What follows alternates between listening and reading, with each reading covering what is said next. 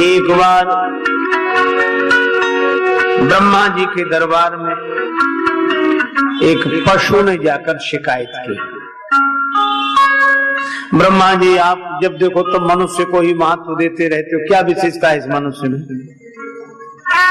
और इस मनुष्य ने हम पशुओं के साथ जितने अत्याचार किए किसी ने नहीं किए। कैसे? तो उन्होंने कहा कि देखो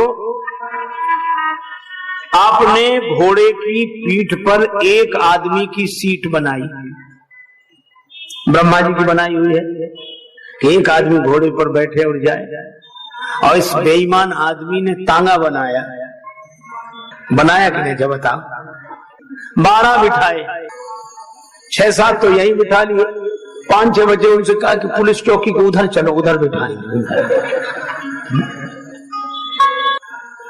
एक आदमी की सीट और इतने बिठाए। दूसरा, भेड़ के शरीर पर जो बाल उगाए गए वो इसलिए ताकि ये सर्दी से बचे, सुरक्षित रहे, और आदमी ने भेड़ को मोड़ दिया, अपने स्वेटर मफलर कोट बनाए, बेचारी भेड़ सर्दी भर ठिठुरती रही। ये अत्याचार। अच्छा और देखो, बकरी बोली बहन तेरे तो बाल ही मूड़े, ये आदमी मुझको ही मूड़ के खा गया। क्या हो गया है हम लोगों को, जरा देखो। मांसाहारी पशु कभी घास नहीं खा सकता, उसके दांतों की बनावट। शेर कितने ही दिन का भूखा हो घास नहीं खा सकता, और घास खाने वाला पशु कभी मांस नहीं खा सकता, उसके दांतों की बनावट उस तरह। एक आदमी ऐसा है, चाहे जो खिला ले घास मांस चाहे। तब ब्रह्मा जी से ये शिकायत की गई। इसके बाद भी आप कहते बड़े भाग मानुष तन पावा, हाथी का तन क्यों नहीं, और कोई शरीर क्यों नहीं? ब्रह्मा जी ने कहा कि देखो ऐसा है, तुम लोगों की शिकायत तो जायज है, पर हम आदमी को भी बुला लेते हैं। तो हम मनुष्यों की ओर से एक प्रतिनिधि गया ब्रह्मा जी के यहाँ, और उधर सब पशु पक्षी। तो ब्रह्मा जी ने कहा कि भाई आदमी आ तो गया है, इसकी विशेषता इसलिए है कि और लोग टैब है चैब है बोलते हैं, लेकिन आदमी बोलता है तो बोली बड़ी अच्छी, स्वर बड़ा अच्छा। कोयल सामने आ गई, जब कोई आदमी सुर में बोलता है तो कहते हा क्या कोयल की तरह कूक रहा है। तो ये विशेषता पशुओं से उधार ली कि नहीं बताओ? सुंदर बोले तो कोयल की तरह, ये बात तुम्हारी नहीं चलेगी। तो मनुष्य बोला कि हम कपड़े अच्छे पहनते हैं, तो हिरण ने कहा तुम्हारे कपड़ों का रंग उड़ जाता, हमारे कपड़े देखो, शरीर का चर्म देखो, इसको उतार कर तुम अपने कपड़े बनाते हो। अच्छा ये भी बात नहीं चलेगी, नहीं चलेगी। हम मकान अच्छे बनाते हैं, तो बया पक्षी बोला कि तुमसे बढ़िया मकान तो हम बना लेते हैं।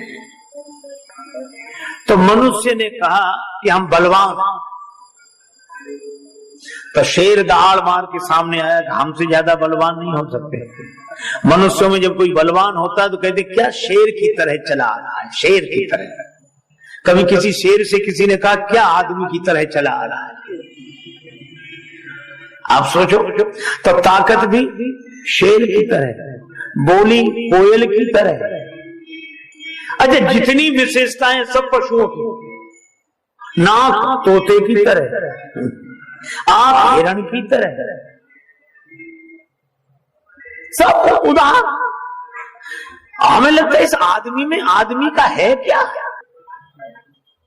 तो आदमी परेशान हो गया, कहने लगा मैं सबसे ज्यादा चालाक हूं। तो कौवा सामने आ गया कि हमसे ज्यादा चालाक नहीं हो सकते। तो आदमी हैरान हो गया, आदमी ने कहा हम सबसे ज्यादा मूर्ख हैं। अब ठीक है। तो गधा सामने आ गया कि हमसे ज्यादा मूर्ख नहीं हो सकते। जब कोई मूर्ख होता है तो कहते हैं आदमी नहीं गधा है, चालाकी हो तो कहते आदमी नहीं कौवा है, सारग्राही हो तो कहते आदमी नहीं हंस है, बलवान हो तो शेर है, सुंदर बोले तो कोयल की तरह, नाक तोते की तरह, नेत्र हिरण की तरह। ब्रह्मा जी ने कहा इनमें तुम्हारी पशुओं से कोई जीत नहीं है। फिर ब्रह्मा जी यह क्यों कहा गया बड़े भाग मानुष तन पावा? ब्रह्मा जी ने कहा इसलिए क्योंकि इसे जो शरीर मिला है साधन धाम मोक्ष कर द्वारा, साधन धाम मोक्ष कर द्वारा, पाई न जेहि परलोक संवारा, पाई न जेहि परलोक संवारा, पाई न जेहि परलोक संवारा। साधन धाम मोक्ष कर द्वारा, साधन धाम मोक्ष कर द्वारा, पाई न जेहि परलोक संवारा, पाई न जेहि परलोक संवारा, परलोक संवारा, परलोक संवारा। यह मनुष्य शरीर जो इसे मिला है यह इसके सचमुच सौभाग्य का सूचक है, क्योंकि ये साधन का धाम है। इस शरीर को पाकर साधना की जा सकती है, आराधना की जा सकती है, भजन किया जा सकता है और मोक्ष का दरवाजा है।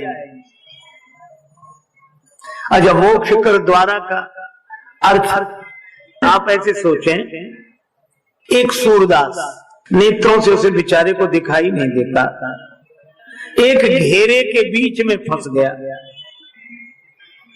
उसमें दरवाजा था सिर्फ एक, चारों तरफ बाउंड्री, सुअंधा घूमे कि दरवाजा मिल जाए, चक्कर लगावे तो दरवाजे से भी निकल जाए, मिले ही नहीं उसे दरवाजा। एक महात्मा को दया लगी, महात्मा ने कहा कि भाई दरवाजा तो इसमें है पर तुम्हें दिखता ही नहीं है, तो क्या हम निकल नहीं सकते? कोई उपाय नहीं है? उपाय एक ही उपाय है। क्या? तुम दीवाल पर हाथ लगाना शुरू करो, ऐसे देखते जाओ, ऐसे दीवाल पर हाथ लगा लगा के देखते जाओ। जैसे ही दरवाजा आएगा तुम्हारे हाथ ही बता देंगे कि दरवाजा आ गया, पार हो जाना। ये क्या? अब महात्मा जी ने अंधे को दीवाल पकड़ा दिए, चलने लगे, महात्मा जी भी चले गए, पर शाम को लौट कर आए तो सूरदास उसी के भीतर निकल ही नहीं पाया। बोला रे महाराज इसमें दरवाजा नहीं है। महात्मा बोले दरवाजा तो है, तो पता नहीं लग रहा हमें, तुम हमारे सामने चलकर दिखा। इसके साथ यह होता कि दीवार पर तो हाथ लगा के चलता रहता चलता रहता चलता, जैसे ही दरवाजा आता उसे बड़े जोर की खुजली लगती, तो दोनों हाथ से अपने सिर खुजलाने लगता, चलता भी रहता, तब तक दरवाजा निकल जाता, फिर दीवार पे हाथ लगाएगा। महात्मा ने कहा कि जब तुम्हें खुजली लगती है वही दरवाजा है, या तो खुजलाना बंद कर दे या चलना बंद कर दे। चलना बंद हो नहीं सकता, खुजलाना बंद करके निकल जा, वही एक जगह है। और यह कहानी यह कहती है कि हम ही वह अंधे मुसाफिर हैं। नेत्र क्या? ज्ञान विराग नयन उर्गारी, ज्ञान विराग उर्गारी, ज्ञान विराग नयन उर्गारी, ज्ञान विराग नयन, विराग नयन, विराग नयन। ज्ञान और वैराग्य की आंखें,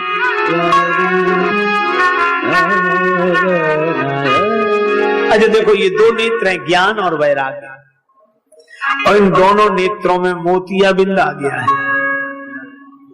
ज्ञान की आंख में अहमता का मोतियाबिंद और वैराग्य की आंख में ममता का मोतियाबिंद है। नीरे हुए सूझत नहीं लानत ऐसी जिंद, तुलसी या संसार को भयो मोतियाबिंद।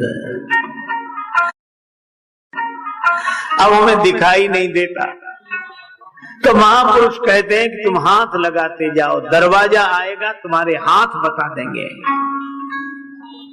तो ये जितने पशु पक्षियों की योनियां, ये सब दीवार हैं, इनमें तो हम हाथ लगाते आते हैं। लेकिन जैसे ही मोक्ष का दरवाजा यह मनुष्य शरीर मिलता है, उसके मिलते ही बड़े जोर की खुजली मचती है, वासना की पूर्ति, वासना पूरी हो जाए, वासना। भाई इस वासना की पूर्ति में ये मोक्ष का दरवाजा भी निकल जाता है, फिर दीवार हाथ लगती है। या तो खुजलाना बंद कर दे या चलना बंद कर दे। मनुष्य शरीर मोक्ष का दरवाजा, ये सीढ़ी की तरह है। अच्छा देखो, आपने नसेनी सीढ़ी देखी होगी। सीढ़ी अगर दीवार के किनारे लगा दो तो आदमी ऊपर चढ़ जाता है। सीढ़ी अगर दीवार के किनारे लगा दो तो आदमी ऊपर पहुंच जाता है, और सीढ़ी कुएं में लगा दो तो नीचे उतर जाता है। ये मनुष्य शरीर ऐसी ही सीढ़ी है। पाई न जेहि परलोक संवारा, इसको पाकर जिसने अपना परलोक नहीं बनाया, सो परत्र दुख पावई। सिर धुण धुण पछताई, कालहि कर्महि ईश्वरहि, मिथ्या दोष लगा।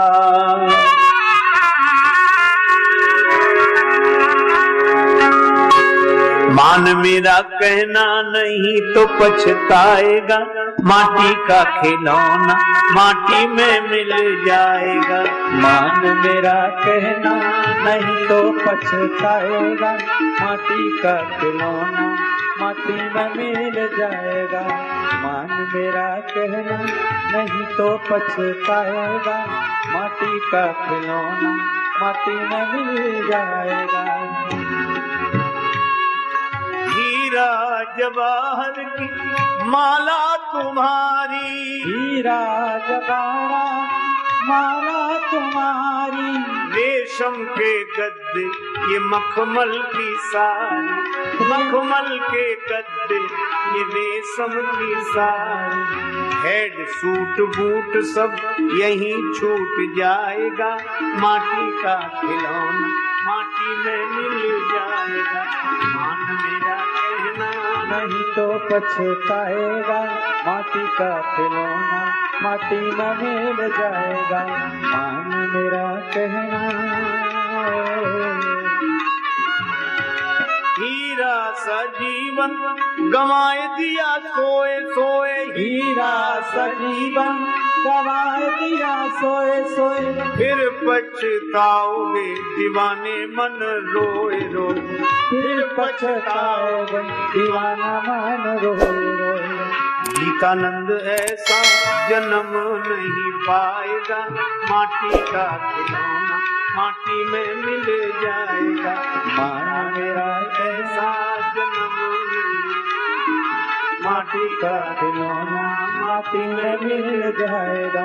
मान मेरा कहना नहीं तो पछताएगा, माटी का खिलौना माटी में मिल जाएगा।